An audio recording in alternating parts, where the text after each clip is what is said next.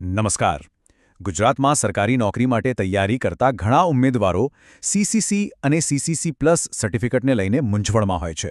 તો ચાલો આજે આખી વાતને એકદમ સરળ રીતે સમજીએ અને જોઈએ કે ખરેખર કયું પ્રમાણપત્ર કોના માટે જરૂરી છે. સૌથી મોટો સવાલ એ છે કે નોકરી મેળવવા માટે સીસી ચાલે કે પછી સીસીસી પ્લસ કરવું જ પડે.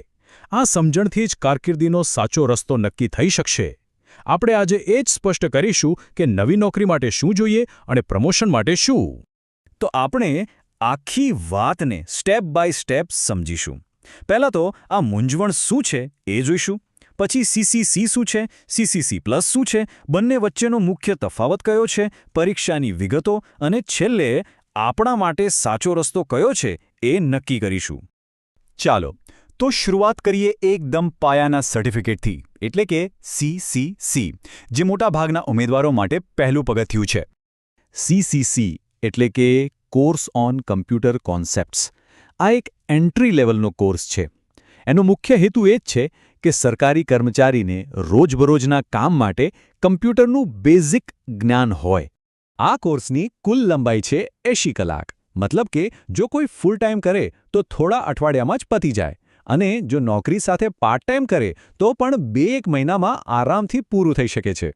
હવે આના સિલેબસમાં શું હોય તો જુઓ, એકદમ પાયાની વસ્તુઓ જેમ કે કમ્પ્યુટર ચાલુ બંધ કરવું, વર્ડમાં ફાઇલ બનાવવી, એક્સેલમાં નાના મોટા સરવાળા કરવા, પાવરપોઈન્ટ પ્રેઝન્ટેશન બનાવવું, અને હા, ઇન્ટરનેટ અને ઈમેલનો ઉપયોગ. બધું જ બેઝિક લેવલનું.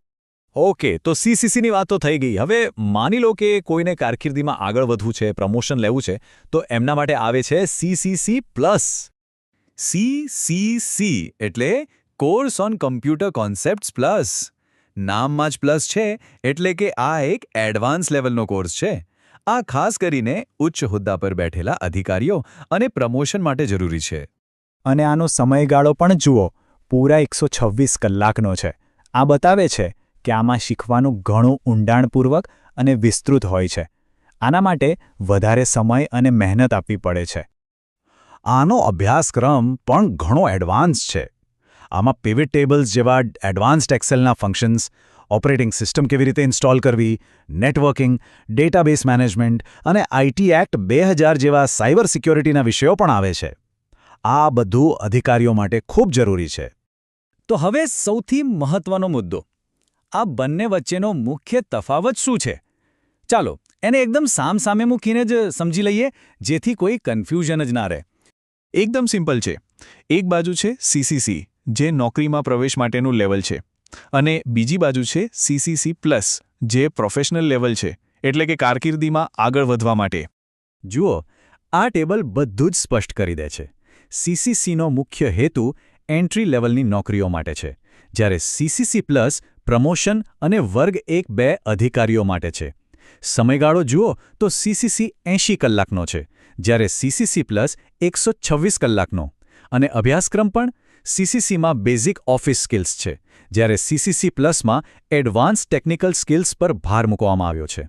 સારું, તફાવત તો આપણે સમજી લીધો, પણ હવે એ જાણવું પણ એટલું જ જરૂરી છે કે આ પરીક્ષા કોણ લે છે અને એની માન્યતા શું છે. આ પરીક્ષાઓ મુખ્યત્વે નીલેટ, જીટીયુ અને એસપીપા જેવી સરકારી માન્યતા પ્રાપ્ત સંસ્થાઓ દ્વારા લેવામાં આવે છે.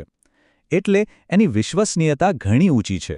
અને પરીક્ષા ફી પણ સામાન્ય રીતે 500 થી 750 રૂપિયા વત્તા જીએસટીની આસપાસ હોય છે. અને હા, અહીંયા એક ખૂબ જ મહત્વનું અપડેટ છે. હાઈકોર્ટના એક ચુકાદા પછી હવે doctor Baba Saheb Ambedkar open university દ્વારા લેવામાં આવતી સીસીસી પરીક્ષાને પણ સત્તાવાર માન્યતા આપવામાં આવી છે. એટલે ઉમેદવારો માટે હવે વધુ એક વિકલ્પ ખુલ્લો છે. તો આ બધી માહિતી પછી હવે સવાલ એ થાય કે આપણે કયો રસ્તો પસંદ કરવો, સીસીસી કરવું કે સીસીસી પ્લસ? જુઓ, નિર્ણય લેવાની પ્રોસેસ એકદમ સરળ છે. ફક્ત 3 સ્ટેપ્સ. પહેલું, તમારું ગોલ નક્કી કરો. નવી નોકરી જોઈએ છે કે પ્રમોશન? બીજું, જે નોકરી માટે અરજી કરી રહ્યા છો એની જાહેરાત ધ્યાનથી વાંચો. એમાં શું માંગ્યું છે? અને ત્રીજું, એના આધારે સીસી કે સીસી પ્લસમાંથી પસંદગી કરો.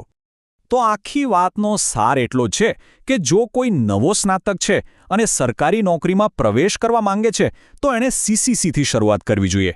પણ જે લોકો ઓલરેડી નોકરીમાં છે અને વર્ગ 1 કે વર્ગ 2 અધિકારી બનવા માંગે છે એમના માટે CCC પ્લસ ફરજિયાત છે.